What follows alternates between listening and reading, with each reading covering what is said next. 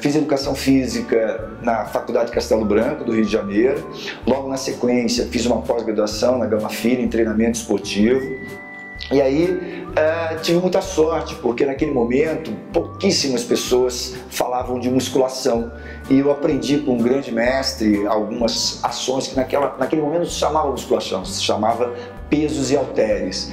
Fui trabalhar numa academia de fisicultores, aprendi essa coisa da musculação e comecei a rodar o Brasil falando sobre musculação, uma ação que era muito pouco conhecida naquele momento do mundo. Tinha ginástica, mas musculação, pouquíssimas pessoas tinham a posição do que era. E aí, num desses cursos, rodando pelo Brasil, fui convidado por uma empresária que abriu uma academia em São Paulo, a Galpão 35, para implementar aquela coisa da musculação em São Paulo. Nessa academia eu fui diretor, fui coordenador, fui o cara que limpava a academia à noite algumas vezes, fui personal trainer, fui professor de ginástica aeróbica, professor de alongamento, enfim, as experiências dentro da academia foram muitas. E a minha ação maior ali era dirigir a introdução. Essa academia teve um sucesso muito grande. Vários e grandes profissionais que hoje atuam no mercado foram pessoas que começaram lá conosco na Galpão 35, e na Galpão 35 eu conheci o meu grande amor, a Liege. Ela era a gerente de recepção, a gerente que cuidava da atividade comercial. A gente começou a namorar e ela foi morar comigo. Ela talvez até uma pessoa um pouco sem juízo de morar com um cara que não tinha grande futuro, ou que não via grandes perspectivas de futuro, mas uma coisa eu tinha muito certo, que era assim, eu precisava continuar estudando. E continuei nessa busca de estudar, fui para a Escola Paulista de Medicina, fiz Fisiologia do Exercício e era um cara bastante aplicado na linha de musculação, fisiologia, ginástica. E nesse momento nasceu o meu primeiro filho, o André, um dos momentos mais felizes da minha vida. O André nasceu e a gente tinha já alguns compromissos maiores e tinha que trabalhar mais. E aí a gente teve a ação contínua de buscar informação e falei, cara, eu vou escrever um livro sobre essa tal musculação. E lancei o meu primeiro livro, e esse livro teve uma edição rapidamente vendida. Tinham 2 livros no Brasil que falavam sobre musculação, e o nosso livro foi bastante vendido, e eu continuei sendo convidado para o Brasil para poder falar em várias capitais, aquela coisa até aquele momento bastante inovadora que era a musculação. E esse meu viajar constante me deu algumas características e oportunidades de falar não só da musculação, como da ginástica, e eu passei os 3, 4 próximos anos viajando muito. E nesse momento nasceu a minha filha, a Priscila, o segundo momento mais feliz da minha vida. E aí a gente tinha uma família, não dá para viajar tanto, né? Eu tinha que me posicionar um pouco mais com o cuidado com os meus filhos. Eu queria poder estar muito presente no crescimento deles, levá-los à escola.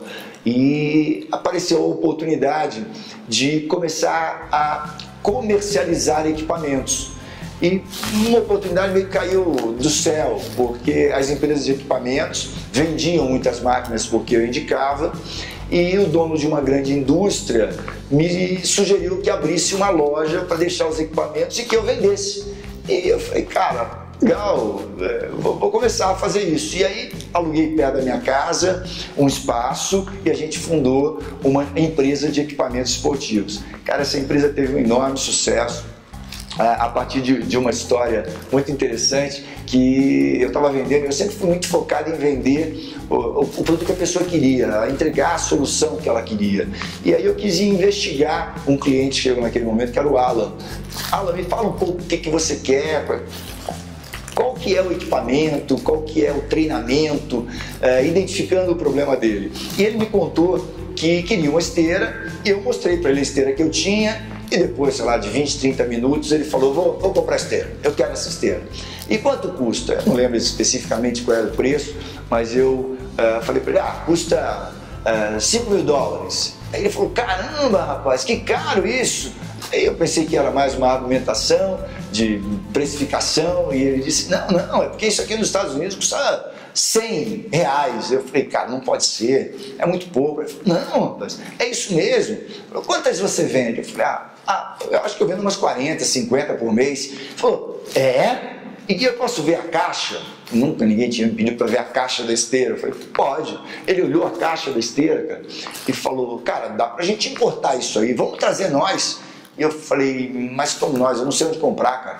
Aí ele falou, não, eu sei, a gente compra lá nos Estados Unidos, eu tenho um warehouse em Miami, você vai até lá e compra. Eu falei, eu? Cara, mas eu não tenho passaporte. Não, eu consigo passaporte. Cara, mas eu tenho grana. Não, eu ponho a grana. A gente vai trazer alguns containers disso. Enfim, isso era uma quarta-feira. Na segunda-feira eu estava em Miami, recebido por uma pessoa da equipe dele, o Ruibal, para poder rodar as lojas de Miami e escolher as esteiras. No paralelo eu fiz um curso lá de comércio internacional, porque eu precisava aprender um pouco como essa coisa funcionava para trazer os equipamentos para o Brasil. E numa das lojas eu conheci um vendedor que veio conversar comigo, falando dos equipamentos, da esteira, e cara, o cara só estava falando coisas que não tinham sentido. E eu falei pro Ruibal, que era o cara que estava me acompanhando, Ruibal, o cara só está falando coisa errada, cara. Aí ele falou, é mesmo? Eu falei, fala pra ele. Eu falei, eu não, cara.